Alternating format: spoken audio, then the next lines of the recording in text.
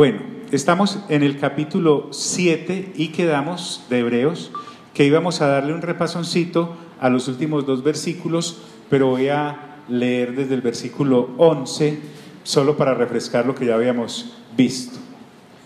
Si pues la perfección fuera por el sacerdocio levítico, recordemos que hemos entendido que la meta de cada sacerdocio era llevar a la perfección la relación que debía existir entre Dios y los hombres, pero nos dimos cuenta de que el sacerdocio levítico en cabeza de Aarón no logró esa perfección, no por parte de Dios, sino por parte del hombre humano, nacido bajo pecado, que representaba ese sacerdocio genealógicamente y que no escapaba a su naturaleza pecaminosa por haber nacido bajo pecado, por la función que desempeñaba en el tabernáculo, en el templo, porque era exactamente igual a los demás hombres caídos en cuanto a condición.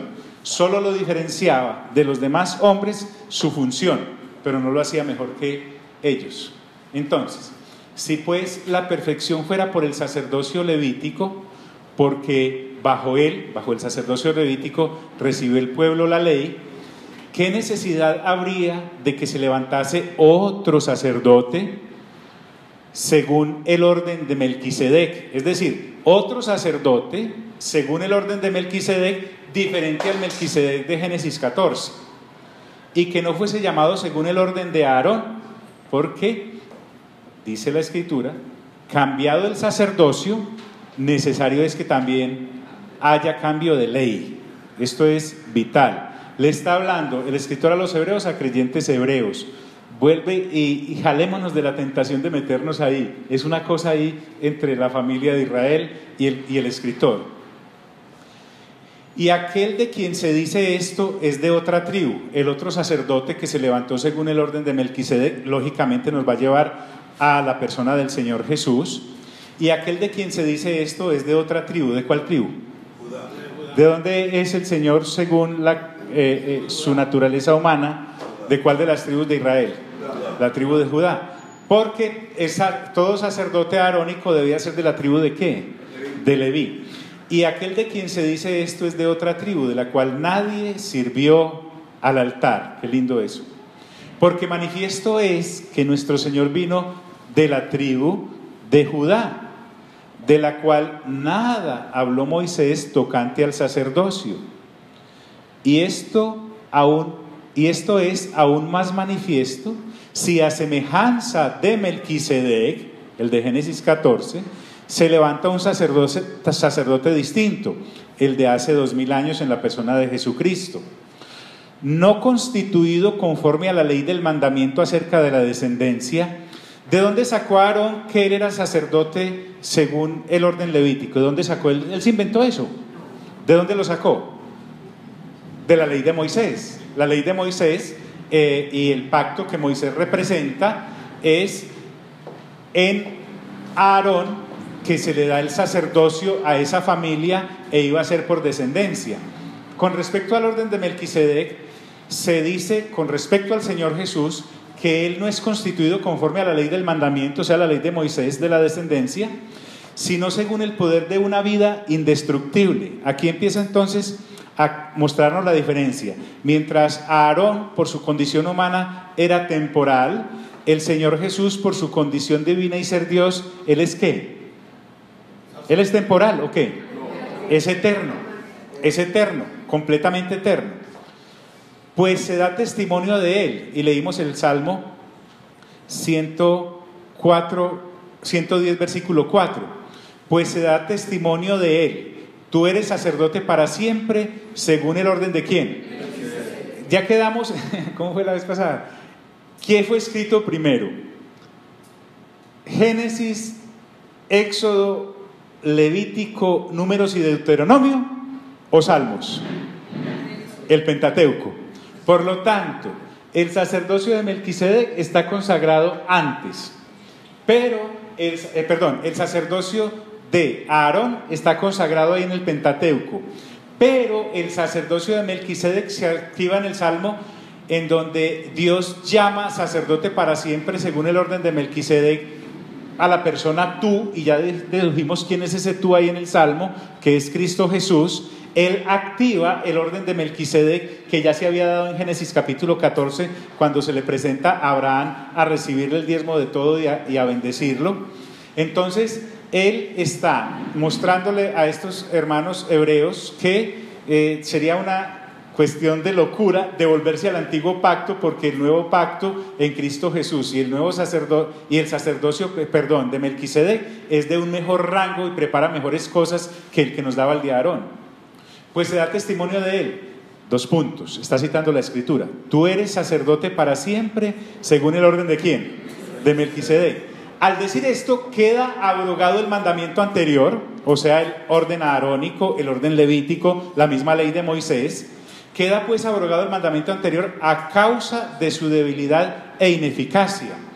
Es abrogado porque reposaba sobre seres humanos que también eran caídos, carnales, imperfectos, y habían recibido el orden sacerdotal de Aarón por genealogía y según la ley.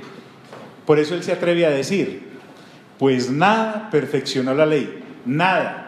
No perfeccionó al hombre, no pudo cumplir los mandamientos que eran buenos, agradables y perfectos porque vinieron de Dios. El mismo sacerdocio estaba sometido a una persona humana que también tenía que ofrecer sacrificios por los pecados de él. Además, lo bonito de esto, y ustedes ya lo entendemos por la lectura juiciosa de la palabra, la ley nunca fue dada para que el hombre se salvara. Que se llegó a esa falacia por la aplicación indebida del ser humano que la había recibido y del pueblo y la nación que la habían recibido para custodiarla, sí, pero esa nunca fue la intención de Dios, y lo vamos a ver en el capítulo 8. Pues nada perfeccionó la ley. Y de la introducción de una mejor esperanza, hay algo mejor, no porque sea peor lo de Aarón, sino que ofrece mejores cosas, el sacerdocio según el orden de Melquisedec, y de la introducción de una mejor esperanza, por la cual nos acercamos a Dios. Es decir, en Cristo se da esa esperanza, que es mejor que estar esperanzado en el orden de Aarón, porque esta esperanza, esta palabra es muy bonita, esperanza. Hay una mejor esperanza.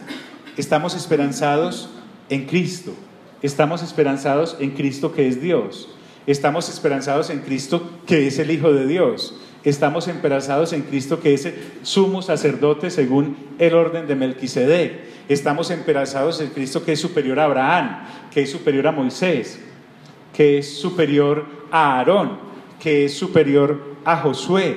Estamos esperanzados en que la relación nuestra y la de los israelitas a los cuales es dirigida la carta hace 2000 años, que ahora eran creyentes en Cristo, no a un tabernáculo o a un templo que se podía ver y palpar acá, sino que está referida a un tabernáculo en el cual se oficia en el tercer cielo, como ya hemos visto en Apocalipsis, y donde siempre hay una mejor relación, y sobre todo que es eterna. No se tienen que ir a ofrecer sacrificios cada año, sino que cuando se acepta el sacrificio perfecto de nuestro Señor Jesús, que a la vez de ser sumo sacerdote, también Él mismo es el sacrificio. O sea, el Señor Jesús, cuando se presenta para dar esa relación perfecta entre Dios y los hombres, no se presentó ni con un macho cabrío, ni con un buey, ni con una tórtola, ni con una paloma. No se presentó con sangre de animales, sino con su propia ¿qué? Con su propia sangre. Entonces la cosa es tremenda. Y de la introducción de una mejor esperanza por la cual nos acercamos a Dios. El objetivo fundamental de todo sacerdote, y recuerden nuevamente, les suplico, sáquese de la cabeza el tipo de sacerdocio que nosotros conocemos por tradición del siglo III para acá, de la tradición, no se refiere a eso. El objetivo de todo sacerdocio ahí en el templo y en el tabernáculo era tener una relación para acercarme libremente a Dios sin ser muerto en el intento. ¿Me hago entender? Porque recuerden que ¿cuál era la paga del pecado? La muerte. Entonces, por lo cual nos acercamos a Dios, y esto no fue hecho sin juramento. Esta palabra acá es soberanamente importante. Mientras que el sacerdocio de Aarón se daba por ley en la ley que Dios le entregó a Moisés, dijo, ya lo leímos por ahí en el 19 de No me acuerdo. Números o Deuteronomio, o sería Levítico. Donde dice que sería Aarón y sus descendientes los que se acercarían a oficiar en el tabernáculo y ofrecerle a Dios sacrificios. A ellos ese derecho se los daba la ley y era por genealogía. Pero en el Salmo, ¿Salmo qué? ¿Salmo qué? 110 verso 4 o 104 verso 10, ya no me acuerdo. Muy bien. El versículo dice: juró el Señor, mientras callara por ley, aquí el mismo Dios Padre le jura al Dios Hijo: tú eres sacerdote para siempre según el orden de Melquisedec, y no cambiaré de parecer. Al de Aarón sí le cambió de parecer porque venía un mejor orden sacerdotal, pero al Cristo le dice, mejor dicho, de mí solo salió el orden sacerdotal de Aarón y el orden sacerdotal de Melquisedec, y el de Melquisedec deroga el orden sacerdotal de Aarón, y el nuevo pacto trae nuevas leyes, y esas nuevas leyes, que son buenas, agradables y perfectas, también las doy yo, tienen una mejor esperanza porque son las del reino que doy en mi Hijo Cristo Jesús.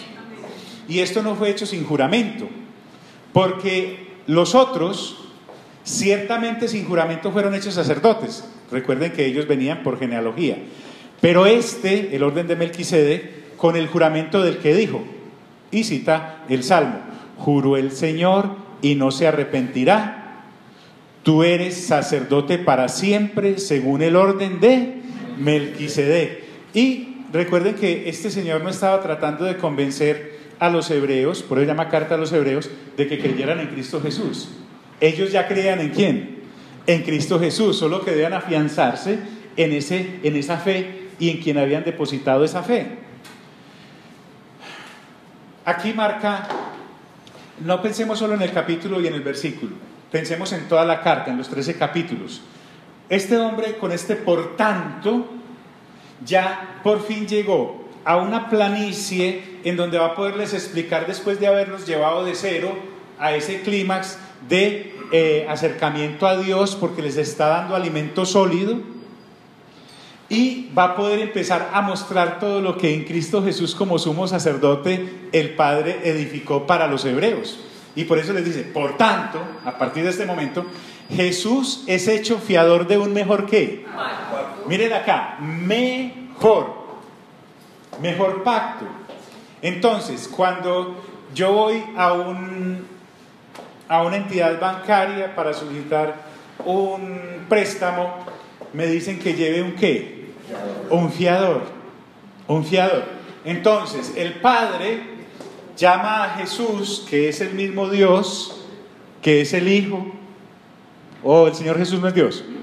Y le dice, venga, lo necesito como fiador. ¿De qué? De lo que voy a jurar, porque les voy a dar un mejor ¿qué? Pacto. Usted va a representar un mejor pacto. Mientras que los otros sacerdotes llegaron a ser muchos. O sea, mientras que aquí solo tenemos un sumo sacerdote para siempre, en el de Aarón llegaron a ser muchos, pero muchos sacerdotes, debido a que por la muerte no podían continuar. Ahí va muy bien corriendo a Aarón cuando le dio la pálida y se qué. Entonces, el otro, y montaban el otro, y el otro, y el otro, y el otro. Con el Señor Jesús no pasó así. Recordemos que el objetivo del sacerdocio es tener una relación con Dios, y en este caso estamos hablando de que en Melquisedec, como sumo sacerdote, el Señor Jesús nos da una relación perfecta, cosa que no podía hacer Aarón ni ninguno de sus descendientes, porque ellos mismos estaban sujetos a pecado, debido a que por la muerte no podían continuar. Mas o sea, mi Señor, por cuanto permanece ¿para qué? Para siempre. El Señor Jesús es eterno, el Señor Jesús es interminable, el Señor Jesús no tiene sucesores, Él es el primer sacerdote para siempre según el orden de Melquisedec. No falta el que diga, pero y entonces el Melquisedec de Génesis 14, sí, ese era un señor que se llamaba Melquisedec, mejor dicho, se puede haber llamado Darío, correcto, pero él está representando es un orden sacerdotal superior al de Aarón. Entonces, mas por cuanto permanece para siempre, ¿cuál Jesús, y el mismo sacerdocio, ¿cierto? Mas por cuanto permanece para siempre, tiene un sacerdocio inmutable, que no cambia, que siempre es el mismo, que siempre será el mejor. Interesante, ¿o no? Completamente interesante cómo el escritor a los hebreos, a los mismos hebreos, desde su propia palabra, les explica porque ellos eran los que custodiaban Pentateuco, eso en la Torá era inamovible, y además los salmos, y les está mostrando por sus propios profetas y por sus propios escritos la situación. Disculpe, sí señora, cuénteme, le vi que levantó un dedito, dígame. Que si Melquisedec es un tipo del Señor Jesucristo. Ah, qué bien, le respondo. En una de las clases anteriores, pero esa que estábamos con lo de la mamá, por eso es que no es. Muy bien, escuche. No. Melquisedec es un tipo del sacerdocio, pero no es un tipo de Cristo. Es decir, allá en el Antiguo Testamento, cuando Abraham le da el diezmo de todo a Melquisedec y Melquisedec le saca pan y vino y se lo da y lo bendice, ese no es el Señor Jesús. Es Melquisedec, un señor de carne y hueso así como William, hasta parecidos, ¿correcto? Que representaba un tipo de sacerdocio, así como eterno, así como Aarón representaba el de él, pero ambos eran seres humanos. Es un tipo, podríamos decirlo, de ese sacerdocio, pero no de Cristo. Porque hablamos de eso, es que le dedicamos un ratico, porque uno no queda como con la tentación de pensar, le dio pan y vino, ¿y con qué cosa se celebra pan y vino? En el Nuevo Testamento, ¿qué se celebra? En la cena del Señor, ¿cierto? No, porque no había ocurrido, ni aún, ni su sacrificio perfecto, ni era el Señor. Además, quedó suficientemente claro en una o dos charlitas atrás. Si te metes a YouTube, lo vas a ver clarito como lo explicamos en su momento. Esa también es una buena pregunta. Muy bien. Entonces, el sacerdocio de Aarón era temporal y como no hubo juramento, es decir, miren esto tan importante, el padre llega y le dice al tú del Salmo, que es el Señor Jesús, le dice: tú eres sacerdote para siempre según el orden de Melquisedec. Lo juro, está diciendo el Padre, lo juro. Y además de que lo juro, te digo, y no va a haber más sacerdocios, no va a cambiar. Por eso será sacerdote para siempre. Esas son las cláusulas de la promesa que Dios hace. Mientras que a Aarón nunca le prometió eso. A Aarón nunca le prometió el Señor, el Padre, el Hijo, el Espíritu Santo, y le dijo: vea, eso va a ser para sécula seculorum. No, y no va a venir otro sacerdocio, jamás se lo dijo. El Señor jamás le prometió a Aarón nada que no le pudiera, violentar, corroer este sacerdocio y este pacto que se está haciendo en el Salmo con el tú, que es el Cristo. ¿Me estoy haciendo entender hasta ahí? Muy bien. Tiene un sacerdocio inmutable. ¿Cómo el sacerdocio que tiene el Señor Jesús y representa como sumo sacerdote según el orden de Melquisedec es inmutable? Entonces puede ofrecer una cosa que Aarón no podía ofrecer, y es, por lo cual puede también salvar, ¿qué? Perpetuamente a los que por él, por el sumo sacerdote, según el orden de Melquisedec, se acercan ¿a quién? A Dios. O sea, la persona se acerca a Dios y es salva de una vez, ¿para qué? Mientras que en Aarón cada año tenía que ir, y por los pecados de este año, y por los del que viene, y por los que pasaron, etc. Era imperfecto, no por ser imperfecto que hubiese salido de Dios, sino por la persona que lo representaba, que era humana, completamente vendida al pecado, como los demás que representaba cuando se los llevaba a Dios en los sacrificios. Ojo acá, cuando estamos hablando de que es perpetuo, es que como el Señor Jesús vive para siempre, puede salvar también para siempre. ¿Y qué significa eso de perpetuamente? Hombre, que mientras Él regresa, porque recuerden que el Señor Jesús ¿qué? ¿El Señor Jesús qué? Regresa. Mientras Él regresa, a cada pecador en cada generación que se arrepienta, colocando su esperanza en el sacrificio perfecto del Señor Jesús en la cruz, como sacrificio perfecto delante de Dios, ofreciendo su sangre perfecta, cada persona que en cualquier generación, sea el año que sea, a la hora que sea, en el pueblo que sea, donde esté, esta salvación siempre va a estar vigente. No va a tener que esperar, bueno, para salvarme necesito que llegue en la época del fin de año, donde el sacerdote va a ir a presentar sacrificios por los pecados de él y por los de todos nosotros, y ahí sí entro en comunión con Dios. Así no obra este sacerdocio, porque es ¿para qué? Para siempre. Aquí no está diciendo que la salvación no se pierde. Aquí está diciendo que la salvación que representa a Jesús siempre, siempre estará, porque en él hay un sacerdote para siempre, según el orden de Melquisedec. Ahora, ¿qué ocurría en el sacerdocio levítico de Aarón? Que había un eslabón débil en la cadena, porque descansaba en hombres terrenales, el peso del pacto. Mientras que en este nuevo pacto, todo descansa en la Trinidad. En este nuevo pacto solo podemos acercarnos a Dios a través de Cristo. Miren cómo la Escritura empieza a verse con claridad. Allá en Timoteo, Pablo dice, solo hay un mediador ¿entre quién? Entre Dios y los hombres. Él ya estaba hablando de este nuevo pacto. No hay otra persona por la cual acercarme a Dios. Claro que como nosotros tenemos el asunto de la religión que nos viene contemplando desde el año 300, ¿sí? Desde el siglo III, entonces nos pusieron otra cantidad de mediadores ahí, pero realmente cuando Pablo está hablando en Timoteo se está refiriendo a esto, que solo hay un mediador entre Dios y los hombres en este nuevo pacto, y es ¿quién? ¿Cristo qué? Cristo Jesús. Pues ahí no está hablando de ninguna virgen ni nada de eso. Por lo cual, puede, señora. Pastor, entonces antes de que viniera Jesucristo, que es el sacerdote que nos puede salvar, la gente no se salvaba antes. Respondan. Muy bien.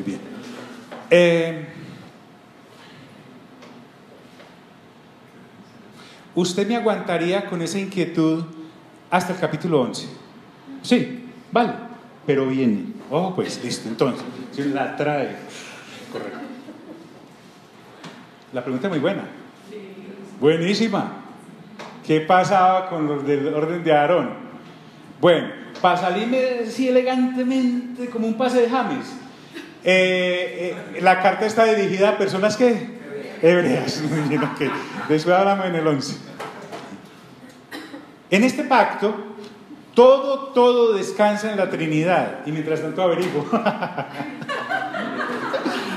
Por eso solo podemos acercarnos a Dios a través de Cristo, porque Cristo es la única base sólida y eterna para acercarme a Dios. Ahora,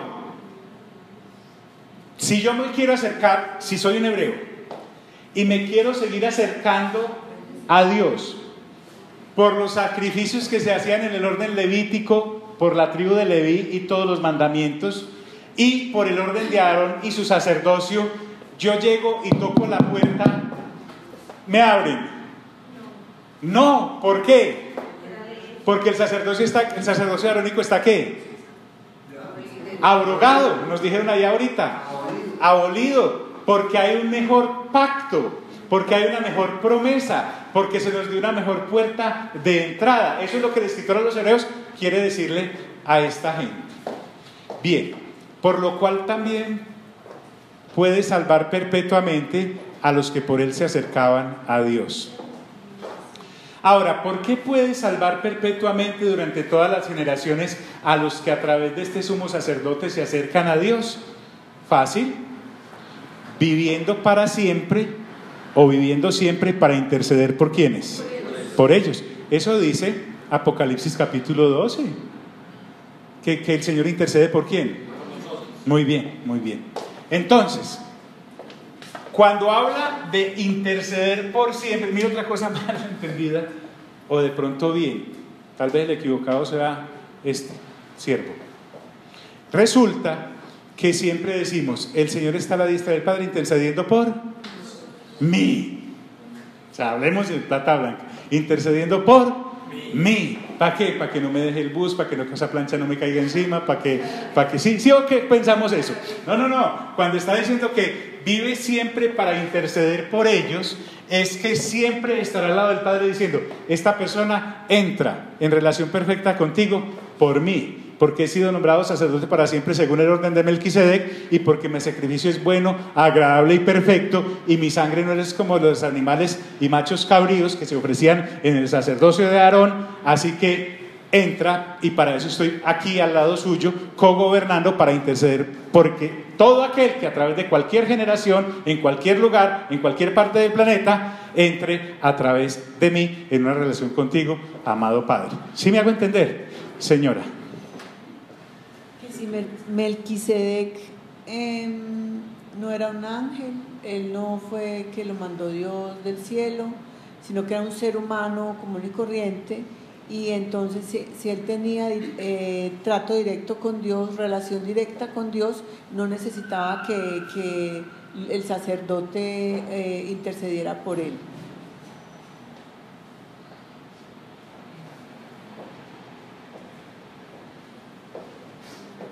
Vamos a tratar de llenar ese pequeño vacío. Mira, resulta que Romanos 3:23, ¿qué dice? ¿Qué dice? ¿Por cuánto qué? ¿Por cuánto te qué?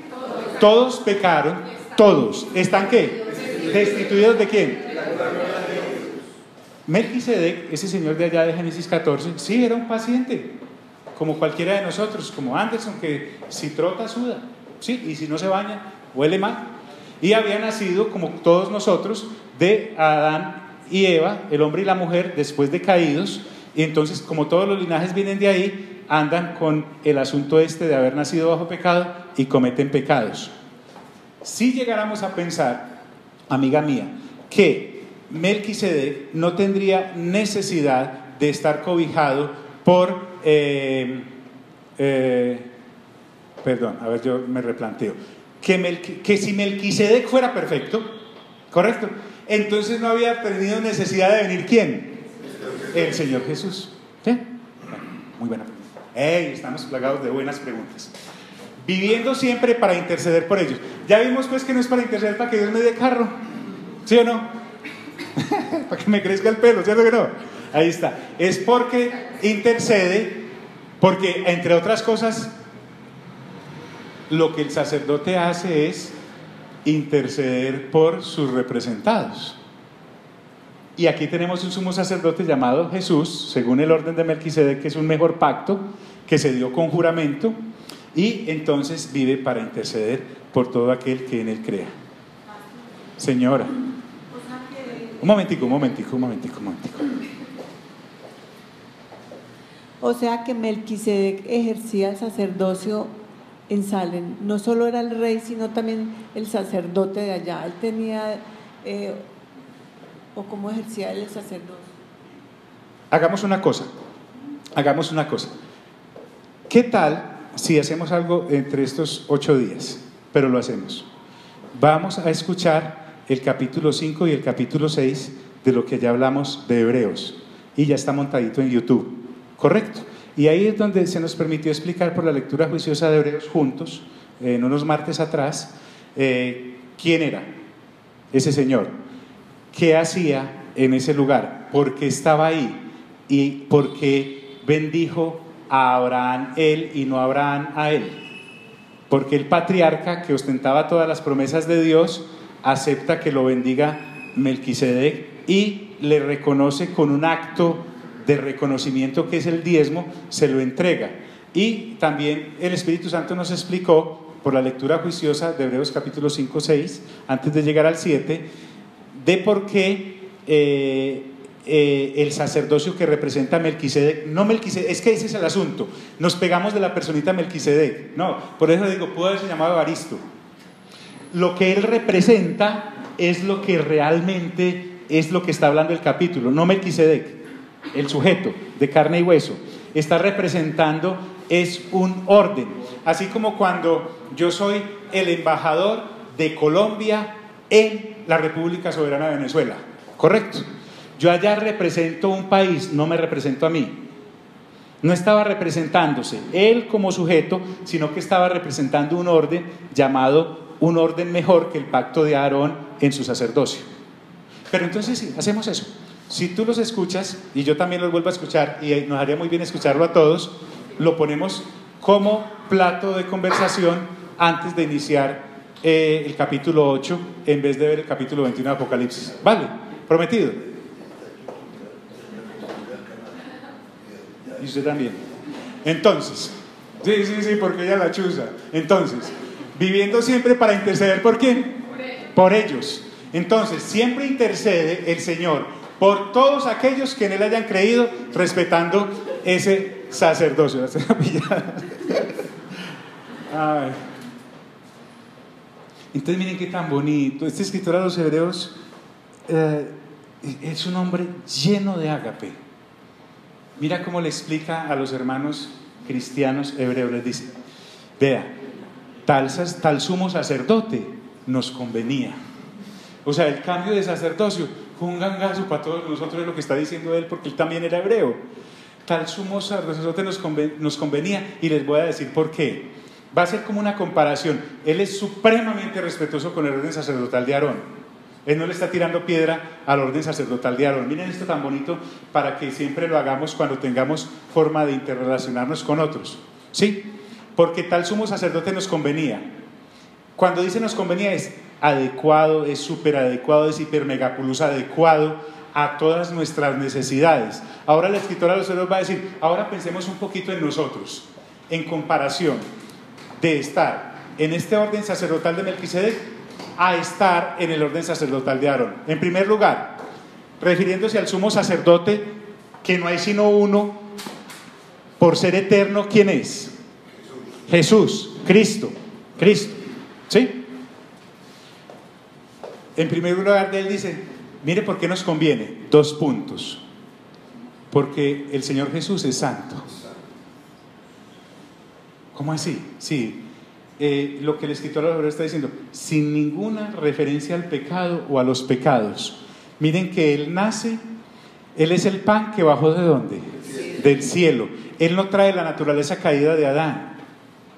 Como hablábamos ahorita, toda la humanidad viene viciada por la caída del hombre y de la mujer. Por lo tanto, todos los linajes nacimos bajo pecado y cometemos ¿qué? Pecados. Mientras que el nacimiento del cuerpo terrenal del Cristo no está sujeto a la intervención de, digámoslo así, del semen de José, que era un hombre nacido bajo pecado, sino que el que toca a María es el Espíritu Santo. A ella se le dijo: el Espíritu Santo te cubrirá con su sombra. Eso es lo que le dice el ángel Gabriel cuando le habla. Que no vino en el cuerpo de ningún vecino, porque los ángeles no tienen necesidad de cuerpo. Bueno, entonces le dice: vas a ser cubierto, el Altísimo te cubrirá, y nacerá de ti el que será llamado Emmanuel, el Hijo de Dios, Dios con nosotros, Jesús, etc. Es santo. Al no nacer de una relación de hombre y mujer, porque lo que es nacido de la carne, ¿qué es? Carne. Pero lo que es nacido del Espíritu, ¿qué es? Espíritu. Jamás nació bajo pecado y no tuvo inclinación al pecado para cometerlos. ¿Voy bien hasta ahí? El escritor a los Hebreos dice: observe, pero Aarón sí, y todos los descendientes de él sí, todos los que tenemos. Yo creo que este escritor a los Hebreos se invita a recordar que los seres humanos llamados sumos sacerdotes según el orden de Aarón también tenían su genio, seguramente en el pueblo sabían de sus pecados, etcétera. Del Señor Jesús no. ¿Por qué? Porque Él es ¿qué? Este sumo sacerdote es ¿qué? Santo. En segundo lugar, por darles un orden, inocente. Nadie pudo poner un solo reparo en su comportamiento. Toda la gente decía: cual predica, vive. Tiene autoridad, no como los escribas y fariseos. El Señor Jesús le dijo a la gente: hagan lo que escribas y sacerdotes que se sientan en la cátedra de Moisés dicen, pero no hagan lo que ellos hacen. Él mismo reconocía que por haber nacido bajo pecado, aunque predicaban lo bueno, no eran capaces de cumplirlo. En Romanos 2 encontramos que Pablo le dice a los custodios de la ley, que eran los judíos, les dice: ustedes que predican no robarás, roban. Entonces, es inocente en cuanto a todo su comportamiento. Créame, si usted lee atentamente la Biblia de Génesis a Apocalipsis, la Biblia jamás le guardó el agua sucia a nadie. por buena gente que fuera. Moisés tuvo sus rayones, David los tuvo, todos los tuvieron sin ninguna excepción. Y los que no cometieron ninguna cosa rara como que les hayan publicado, tenían un sencillo problema de nacimiento, y eran que habían nacido ¿bajo qué? Bajo pecado. Mientras que él es inocente, no solamente en su origen, sino también en su comportamiento. Además habla de sin mancha de pecado o de pecados o de naturaleza caída. Interesante, Romanos 8.1, ¿qué dice? Al principio, dice que vino en semejanza de ¿qué? ¿En semejanza de qué? De carne. El cuerpo del Señor Jesús, Él en su misma naturaleza, por no haber nacido bajo pecado, era en semejanza de carne. No vino en carne como tal, nacido de hombre y mujer, sino que vino en semejanza de carne. Pues Él no iba a venir como perrito, como pulguita o como gatico. Tenía que venir, por eso se llama el Hijo del Hombre en los evangelios. ¿Qué dice? ¿En semejanza de qué? Por ahí adelantico dice. Ahora pues ninguna condenación hay para los que están. Ahora pues ninguna condenación hay para los que están en Cristo Jesús, los que no andan conforme a la carne, sino conforme al Espíritu. Porque la ley del Espíritu da vida en Cristo Jesús. En algún lado dice semejanza, ayúdeme por favor. Por ahí está. 8.3. Porque lo que era imposible para la ley, por lo cual era débil para la carne, Dios enviaba a su Hijo en semejanza de carne de pecado. En semejanza de carne de pecado, no dice en carne de pecado. Bien, recuerde que muchas veces nuestro asunto, me ocurre a mí, lo digo por mí, no es falta de lectura, sino falta de ¿qué? De comprensión de lectura. Entonces dice, sin mancha. Mire esto tan lindo, extraordinario, hermoso, sublime, apartado de los pecadores. Aunque estuvo entre pecadores, nunca estuvo cerca de pecar, porque su naturaleza no era caída como la de todos los que sí lo rodeaban. Por lo tanto, el pecado como tal no podía tentarlo. Usted me dirá, pero si el Señor Jesús fue tentado en todo. Pero recuerden que ya explicamos en el capítulo 4, 5 y 6 a qué clase de tentación era que fue sometido, ¿sí? Y ¿por qué fue que aprendió obediencia? ¿En qué aprendió obediencia? Eso ya está visto. Él está haciendo un resumen, él está haciendo un corolario para poder avanzar a partir del capítulo 8 y adentrarse completamente en todo lo que son los actos que se hacían en el templo y en el tabernáculo, y algunos de los utensilios que allí se usaban y algunas de las divisiones que el templo tenía. Nunca estuvo cerca en cuanto a su naturaleza caída para ser tentado por ella. Por eso dice apartado de los pecadores. No era que se aislara para no pecar, era que estando dentro de ellos no pecaba, estando entre ellos no pecaba. Y remata diciendo, y hecho más sublime que los cielos. Era impoluto completamente, para usar una palabra, sin ninguna clase de mancha. Y entonces el autor, que no tenía todos estos problemas de contaminación que ahora tenemos, impoluto, es prístino, cristalino, sin mancha, de conducta intachable, ¿ok? Pues es lo único que se me ocurre decir con este lenguaje de pueblo. Y hecho más sublime que los cielos. El escritor ahora no tenía el problema ahora de toda esta contaminación y polución. Por eso cuando dice, y hecho más sublime que los cielos, no podría salir como un día como el de hoy, un firmamento que ya sabemos que no es que sea como el cielo de Madrid, sino que el cielo de Madrid se parece al de Medellín, completamente claro, transparente, sin ninguna contaminación, y hecho más sublime que los cielos. Y remata diciendo que no tiene necesidad cada día. Recuerden que está comparando, ¿por qué nos convenía ese sumo sacerdote? Como aquellos sumos sacerdotes. Mire, lo que va a venir es sublime, y aquí quiero que miren y miremos y nos obnubilemos en el asunto de lo que es el alimento sólido que el escritor a los Hebreos llama.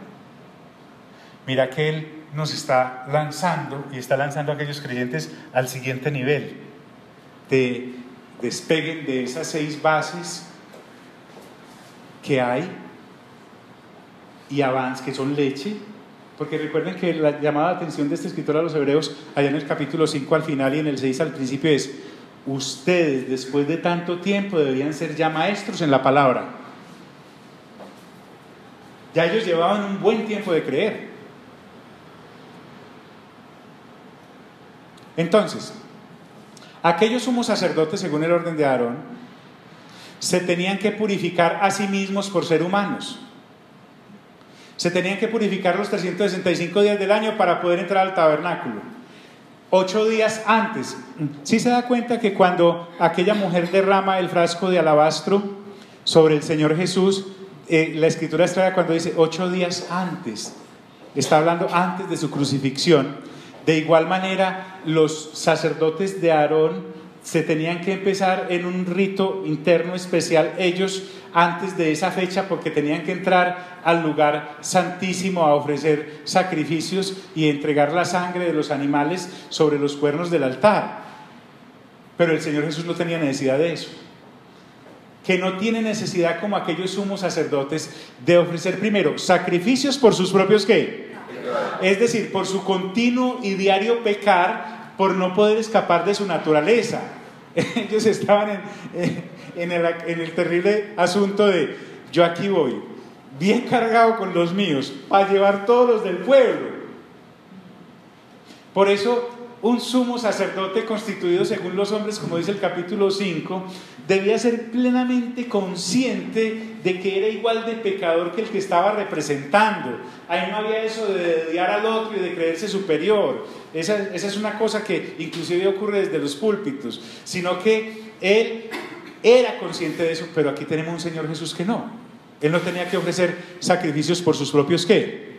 Pecados. Cuando el Señor Jesús entra a oficiar, no en el tabernáculo o en el templo de los levitas donde estaban los sacerdotes de Aarón, porque allá no lo dejaban entrar porque él era de otra tribu, sino en un tabernáculo más sublime, que es el que está en los cielos, que es realmente a donde el Señor entra después de su sacrificio perfecto, ya después de resucitado, a presentarse del Padre, a decir: vengo a quedarme aquí, a interceder por todos los que, de una vez y para siempre, se lo digo, mi amado Padre. ¿Correcto? Aarón no podía hacer eso.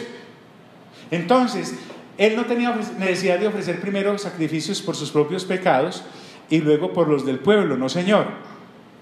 Porque lo que él hizo, lo hizo de una vez y para siempre. Es decir, se ofreció por los pecados del pueblo, ya que por los de él no era necesario. Y mirábamos jocosamente que así es. Cuando el Señor Jesús muere, la Escritura dice que estuvo 3 días en el vientre de la tierra. Dice que bajó a los lugares profundos. Dice Hechos que la muerte lo tuvo que devolver. ¿O no dice eso?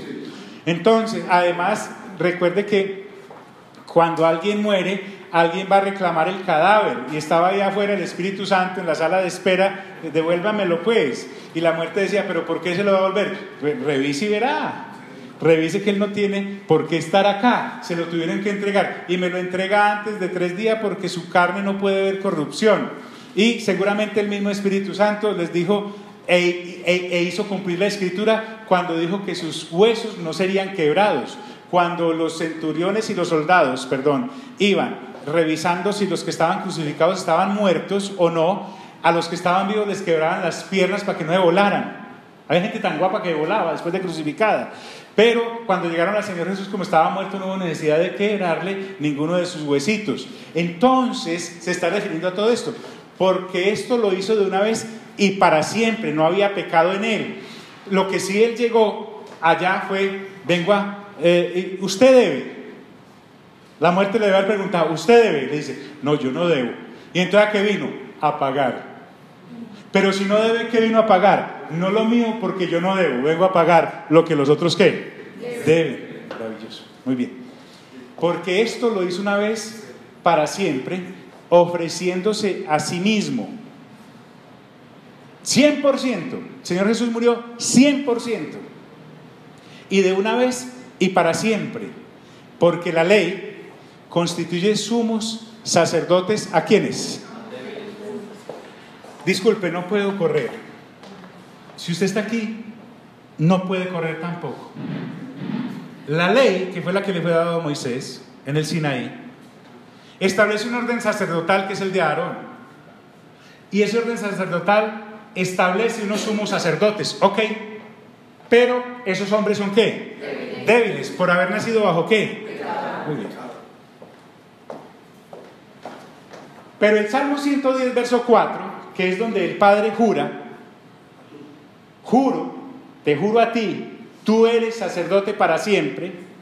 Pero la palabra del juramento posterior a la ley, porque indudablemente Salmos es escrito después de la ley, Dios jura, refiriéndose a Cristo Jesús como hijo, que es posterior el Salmo a lo que se dio en el monte Sinaí. Es más, el Salmo 110 lo escribe David, que a propósito es de la tribu de Judá, interesante coincidencia. Pero la palabra del juramento posterior a la ley constituye al Hijo,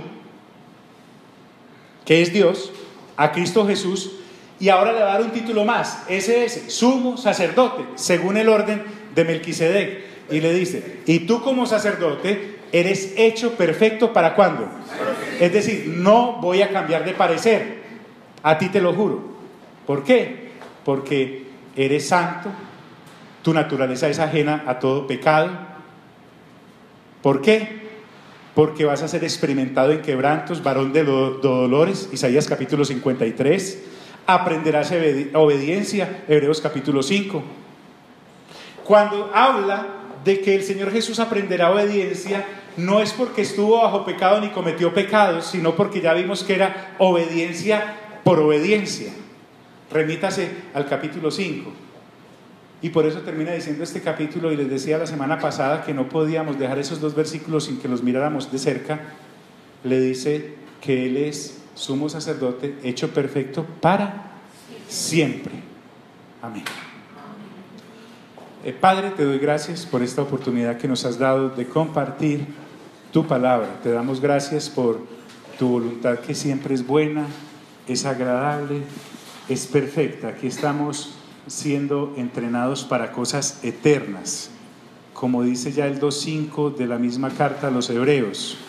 Estamos hablando acerca del mundo venidero, en donde hemos de vivir, donde el jefe, que eres tú, es el que va a gobernar, y donde estaremos plenamente identificados con lo que ahora creemos por fe, pero allí cuando estemos lo haremos ya por vista, no necesitaremos fe, porque en tu presencia para la eternidad, después de resucitados, ya no necesitaremos fe, porque todo será por vista, de acuerdo con lo que creímos, guiados por tu palabra. Salimos todos de este lugar, mas no de tu presencia. Amén y amén. Dios nos bendiga.